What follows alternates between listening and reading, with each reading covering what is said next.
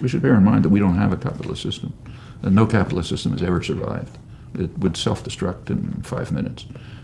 So what we have is a kind of state capitalist system, with the state playing a substantial role in American history, a very substantial role in economic development, in production, in research and development, a lot of other bailouts, lots of other devices to keep the private sector viable. So it's a kind of a state capitalist system. So is there an alternative to this? Of course.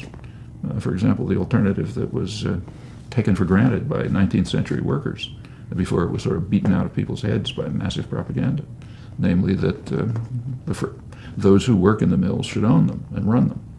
Yeah, that's very natural. And as I say, we've come close to that a number of times, terrifying to private owners. They also held that wage labor is basically no different from chattel slavery, except that it's temporary. And that was such a popular idea that it was a position of the Republican Party that Abraham Lincoln espoused it. And it makes sense. I mean, there's nothing holy about wage labor. You are renting yourself, which is not very different from being a slave, except that maybe it'll end sometime. But those aren't laws of nature. Those are political decisions, social, economic, and political decisions. They can be made differently.